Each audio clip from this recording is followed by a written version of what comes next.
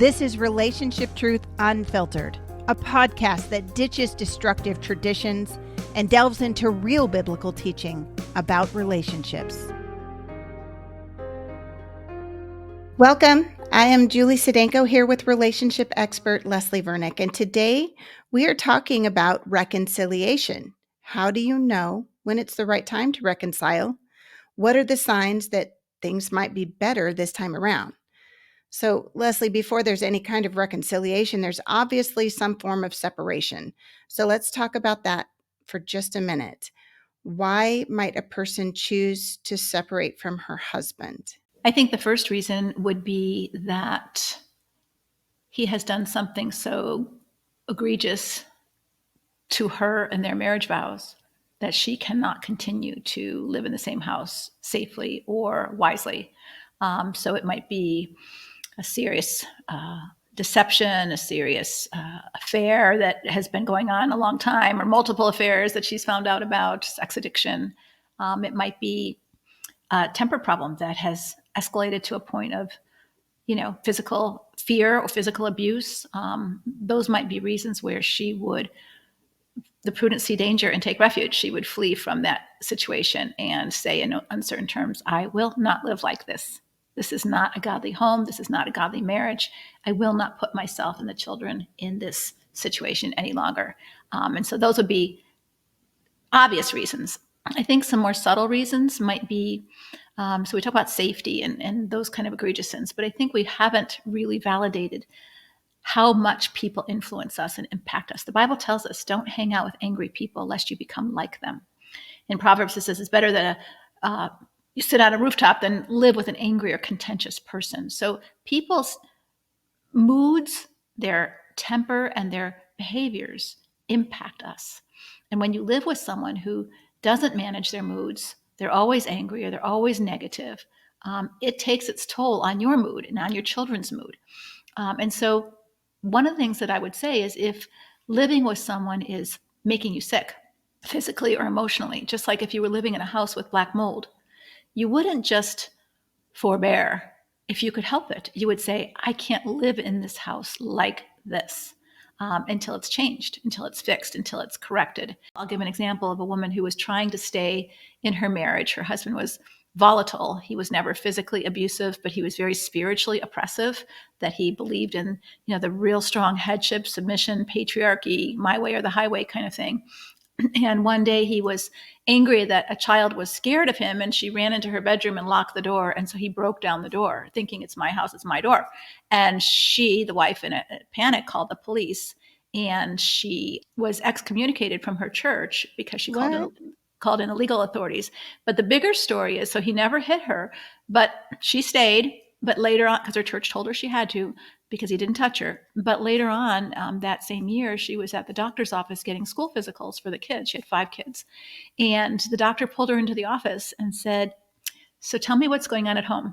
And she thought, oh my gosh, my kids have told. And she started getting really anxious. She goes, well, what do you mean? She goes, and the doctor said, every single one of your children and you have high blood pressure.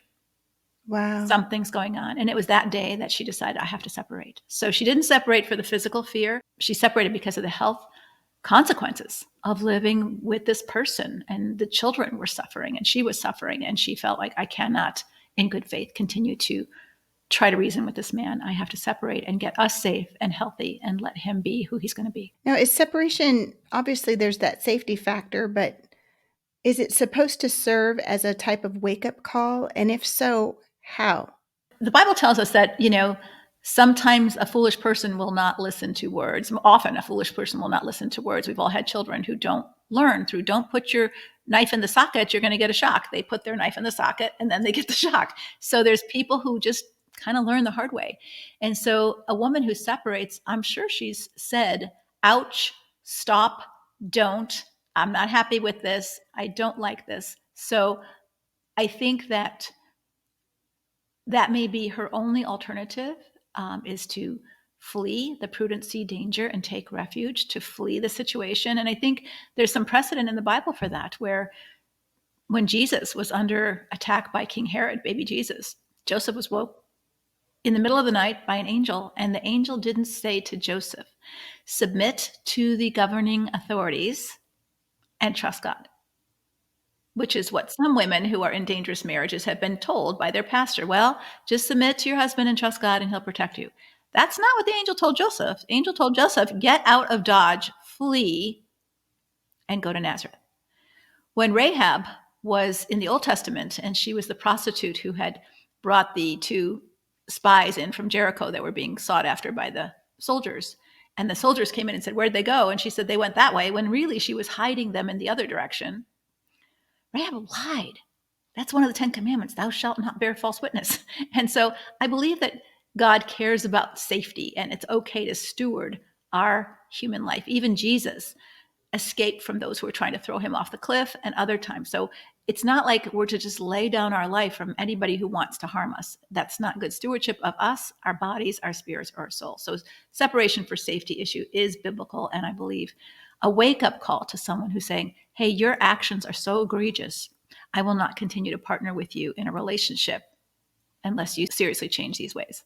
And how do you know they've seriously changed their ways? Because, love bombing is a huge thing, especially after a separation. And they may look like Mr. Wonderful again, that I get it. I'll never do that again. How do you determine it's the right time for reconciliation? Well, that isn't it. Because obviously he's got charm to him, he's got charisma to him, or you would have never married him, right? So there's a good side to him. Yeah. It's just that oftentimes that good side is not his true character. His good side is just as bad as his bad side. It's just the manipulative.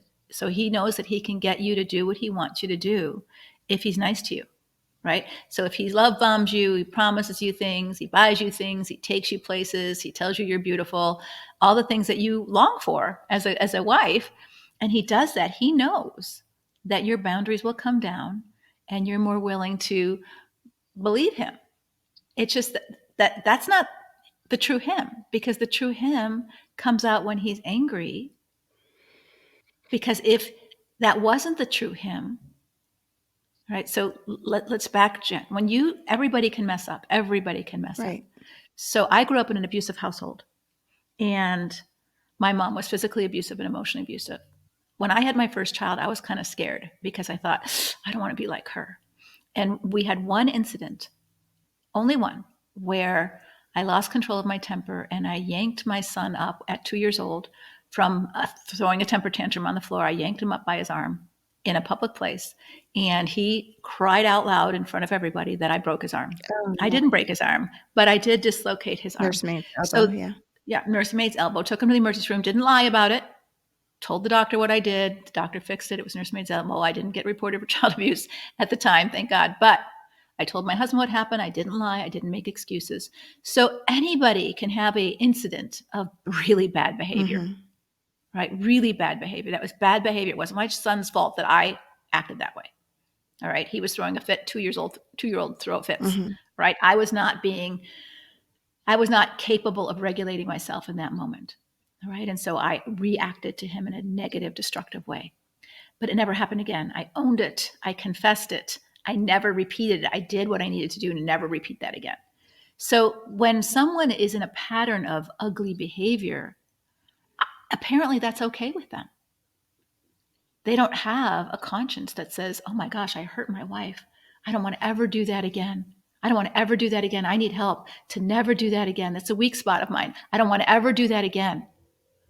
No, they're doing it again. They're doing it again and expecting you to just forgive and forgive and forgive. Wait a minute. What about their side of the street of to say, hey, I've got to stop doing this. This is harming someone I say I love.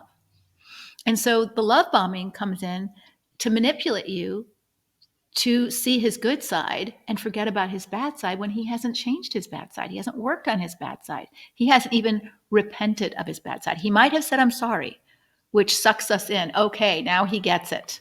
But if you've been through this cycle a couple times, you know what I'm talking about, that he gets it until he doesn't. Right. And then when he's in a fit of rage or tempted with affairs or whatever, he slips again because he doesn't have the internal muscle to say no to himself. And let's normalize this. How many of us have ever said to ourselves, oh my gosh, I feel like such a pig. I ate so much. I am never eating that much again. I'm never going to drink that much again. I'm never going to eat, all sugar all day long. I feel crazy inside. And we mean it Yeah. when we say it. And then And Thanksgiving then rolls around. and not even Thanksgiving. It just might be a birthday party, or we have some extra cookies in the pantry, and well, tomorrow I'll do. We. It's hard to change, and when we're in a pattern of anything, a pattern of overeating, a pattern of not exercising, a pattern of staying up too late, a pattern of losing our temper and vomiting over everybody, it doesn't change just because we want it to. We have to work at it. And so he may actually be sincerely sorry, just like I might be sincerely regretful that I ate a whole pizza. And then I might eat another whole pizza a week from now. Right? And so there has to be a change, not just a sorrowful regret, in order to bring this marriage back into reconciliation. So there needs to be real work that's happening during this separation on both parties, I'm assuming. What does that work look like? How can you tell it's being done? It's hard to speak specifically because each pattern is a little different. So you have to know the patterns that have happened in your relationship with this person, your pattern and his pattern. So his pattern might be to love bomb, and your pattern is to get swept into it. His pattern may be to threaten, hey, if you don't do this, I'm leaving. And your pattern is to get scared and say, okay. So you have to look at the patterns that each of you have played in this relationship to know what your part is to change. And so it might be that his pattern is to love bomb you. And now you're going to change your pattern and you're going to say to him, I love this you, but I can't live with the other you. And since you're not going for help on that other side of you, I can't let you move home. You've never said that before. You've never said no in his love bombing. So now you're changing the dance. You said it nicely, but you're changing the dance. Watch what happens on his side of the street.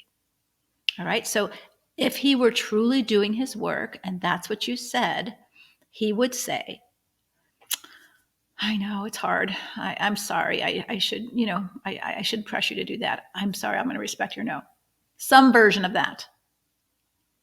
If he's not doing his work, he's going to say a couple things. One is this will be a couple of versions. He'll do the more love bombing, but you don't understand. I miss the kids so much. It's so hard living alone. You don't understand. I'm so lonely. I just need you so much. So he's going to appeal to your need to fix and rescue him. Or he's going to say, well, there's plenty of other women out there who would love to have me. I'm a pretty good catch and I make a good money. And if you don't want me back, just let me know because I'm not doing this a long time. So he might threaten you, right?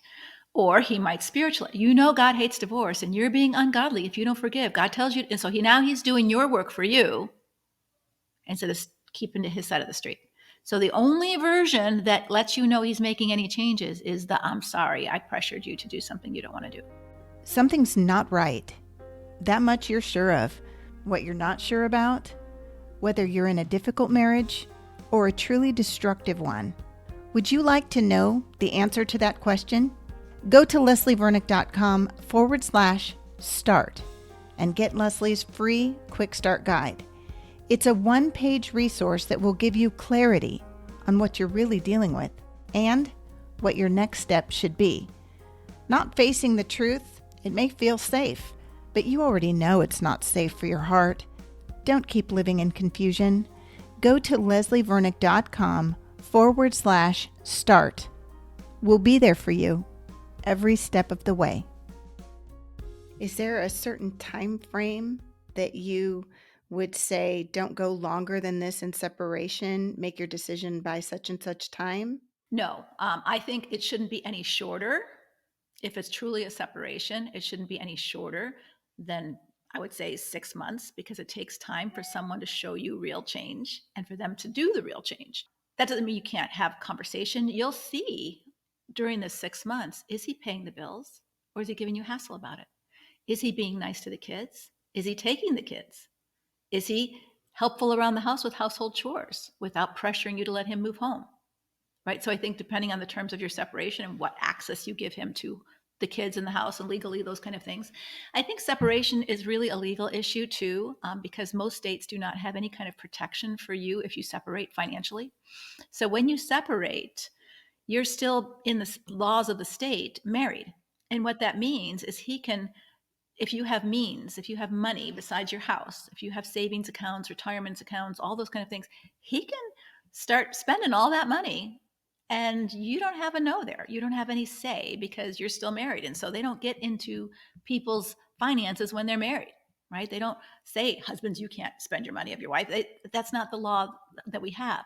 And so it would be really wise of you, if you are separated and you're going to be separated for a length of time, that you get an attorney to advise you what the state's laws and what risk you are at for having just a separation. So what it might be is that you have to actually file for divorce and call it a separation, saying, I'm not actually going to sign the papers if you actually do your work.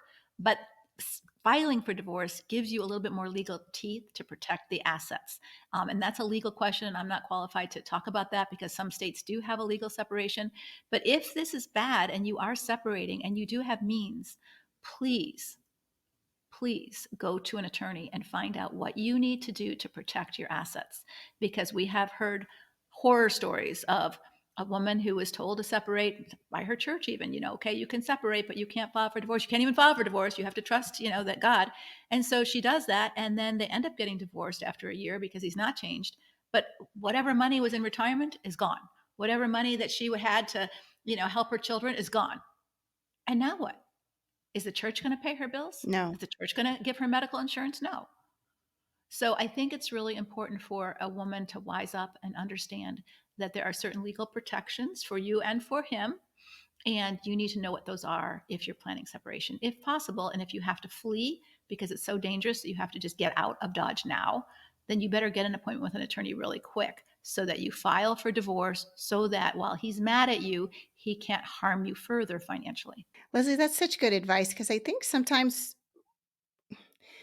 women especially go to their church for advice and treat that advice as though it's God speaking, and it's not.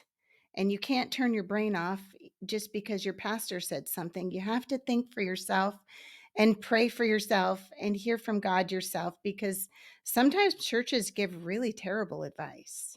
In all fairness, churches want to bring reconciliation to the marriage. So they're not thinking of all the fallout that could happen. And I know of the fallout because I've been doing this work for 30 years and I see the consequences of being naive. And again, you don't have to sign the divorce papers in order to file for divorce. But once you file for divorce, it puts your financial assets in the hands of, he can still steal it all, but now he's legally responsible for stealing it all. And he may not even have to pay it back because he has no means to pay it back. So it's not like you have total protection, but you have a little bit more protection and he knows it.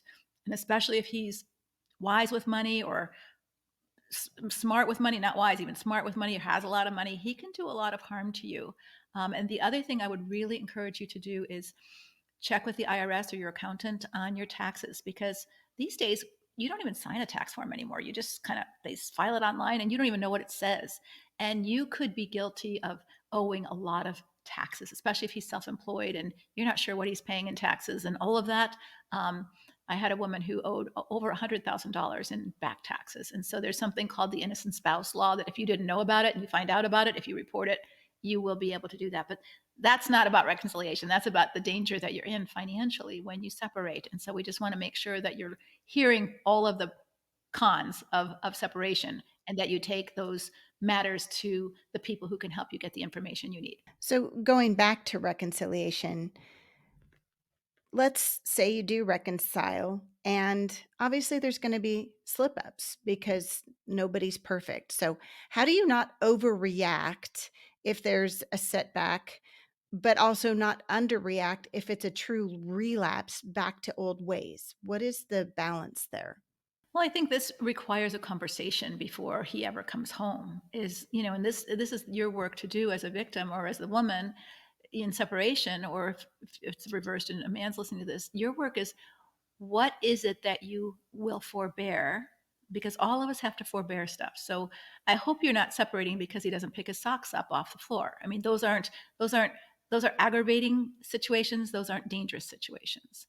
And so I think you have to decide what is something that you're called as a woman of God or person of God to just put up with. We're called to put up with one another, right? And so we give grace to each other. We don't expect perfection. People are going to stumble in every way. So what is it that you're willing to do, and what is it that you're not willing to do? And I'll give you a couple of examples. So I worked with a woman whose husband had a porn addiction, and it was seriously impacting their marriage. It was impacting him. He was up all night. It was just terrible.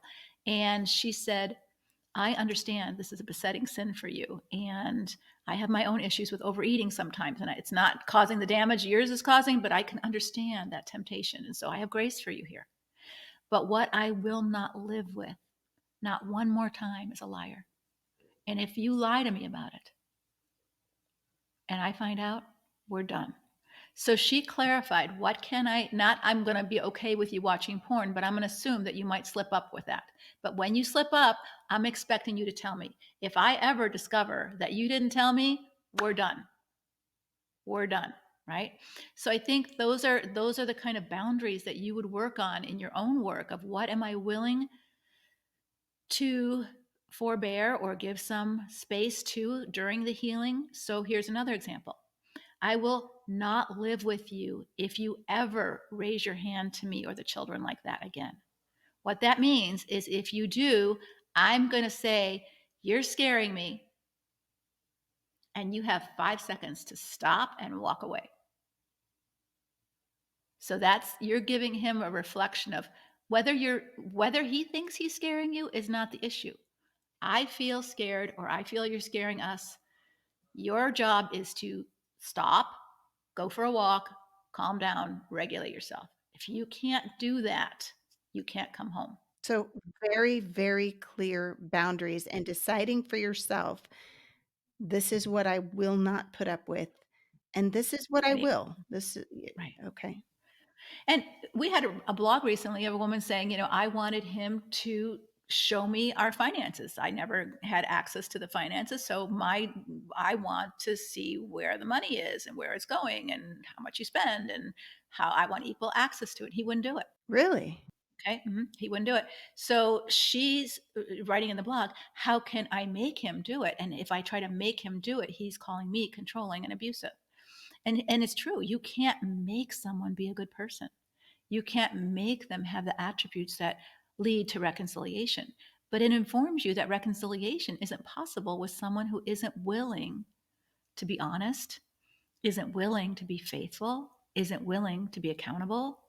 You can't have an intimate relationship. You could have some level of reconciliation. Let's say you are married to someone who's not willing to do those things, and you might say, I can't be married to you, and I hope someday we can attend our child's wedding and still be civil to each other. That might be a civil form of reconciliation, but it's not reconciling the marriage Right. because you need certain non-negotiables to have a safe, healthy marriage. And if he's not willing to do those things, then why would you put yourself in that situation? Give me those non-negotiables, Leslie. Well, those would be my non-negotiables. You have to, that's Okay. her work to do. Okay. So I think that, some women have lived with a lot of things that I wouldn't live with. Right. All right. And so I think you have to decide what are your, I had a client who said, he can't smoke. And I said, well, you better make that really clear up front because, a lot of men will say they don't and then they hide it until you get married. So you better make that really, that's a non-negotiable. That wouldn't be one of my non-negotiables. I wouldn't like it, but it wouldn't be a marriage breaker. Right. But for some people, they might have some really strong non-negotiables of, hey, no drugs or no alcohol. I'm not doing that again. You've been sober and, I'm not doing. So whatever it is that is your non-negotiable, that I can't reconcile an intimate relationship with someone who does this to me. I just won't do it. I can't have sex. I can't kiss you. I can't share my heart with you when this happens. Now, there can be different levels of reconciliation. So let's say that your husband isn't mean, he isn't verbally abusive, he's just checked out. He's just indifferent. He's never learned to express himself. He doesn't know how to go deep in feelings. He doesn't know how to show you love. He doesn't know how or is not willing to learn how to plan a date or a vacation or anything fun. And he's just a kind of a simple man who works and eats and watches TV and goes to bed. All right. Is that grounds for divorce? Probably not. Probably not, but it doesn't make for a really great, close, fun marriage. So I think those are where you have to kind of say, I married him knowing he was like this. I thought I could change him. I thought he would grow, and he didn't. And so now here you are. And so what do you need to do to not get resentful, bitter, abusive to him because he's not the man you think he should be? It's not your job to grow him up. It's not your job to make him the man he should be. You can invite him, but he may not want to or is not willing to. And how do you live in a C minus marriage? There's safety, there's comfort, there's food, there's provisions, but there's not a lot of deep talk and there's not a lot of fun. How do you live like that? What would you do? So I think that we have a fantasy of marriage and it's got to be an A+ marriage. And I just want to be realistic with those who are listening. I've talked to a lot of people over the years, a lot of professionals and counselors, as well as people in marriages. And I have probably never met someone who's in a long-term marriage, I have an A+ marriage. Right? If you were to grade most Christian marriages that I've seen over the years that I'm in, we would grade them decent marriages are B- most of the time. Yeah. And they have A+ moments where you had this amazing talk together, you had this amazing connection, you had this amazing moment or vacation or whatever. And you have some D- moments where we totally missed each other, we hurt each other's feelings. And most of daily life is okay. Marriage was never meant to be your everything. And so that's why I say to women so much that when you are a man-centered woman or a husband-centered, I need him to be my everything. That is idolatry. God didn't make marriage for that. And it's unfair to him because It's unfair to him. he can't. He can't do that for you. He can't be your God. And so going back to, we're kind of covering all the spectrums of someone who's just dissatisfied in their marriage or somebody who's really in danger in her marriage. I think it's really important that reconciliation is God's plan for us, that he calls us to reconcile. In a marriage, that may not mean reconciling the marriage because of the sins that are just not, you're not able to restore trust. So the easiest illustration I can give this is, let's say you had a good friend or a relative who stole money from your company. That's serious. And you might forgive them, you might see them at Christmas time. You might even give them a Christmas gift. So you're not bitter, you've forgiven, you're reconciled in terms of brother and sister relationship, but you wouldn't let them work for you again. No. Right? So there are certain consequences of broken trust. And so when a marriage has broken safety and trust, sometimes that's not repairable. So there isn't reconciliation of the marriage, but there might be able to be reconciliation of a superficial brother sister relationship in the body of Christ for the sake of your adult children and grandchildren, so that you can spend a holiday together or you can spend a birthday party together and not feel scared or attacked by each other. So that reconciliation might be possible, but the marriage may not be reconciled sometimes. And I think we've put a guilt trip on women or men who have said, I can't live like this. I can't live with someone who harms me or who beats me, who cheats on me all the time, and then just expect it to be fine because he says he's sorry. That's good. That was actually my final question, is when reconciliation is just not possible or it shouldn't happen. I think we've been really naive. There's a law of consequences. What a man sows, he reaps. And somehow that doesn't apply to marriage. Right. So when you sow destruction in relationships, when you sow mistrust, when you sow hatred and fear and disrespect and anger in relationships, those people don't want to be around you. Even your pets don't want to be around you, right? Even when a man is yelling or a woman who's yelling, They're under the couch. they're under the couch. Or like you say, "Oh, come here," and they don't want to come near you. They're afraid of you. And so a marriage relationship is supposed to be the most trusting, safe relationship here on earth that God created for our welfare and our well-being, to raise littles in a healthy, safe environment where you didn't have to worry about being attacked. You were protected. And when you're in a situation that's marriage and you're worried about being attacked physically, sexually, spiritually, emotionally, financially, and it's over and over and over again with no repentance or change, most times the marriage is broken and it's dead. And sometimes Lisa Turkhurst has a great illustration of, no one would see somebody in the mall doing chest compressions on her husband, like CPR. I'm keeping him alive because he's my husband.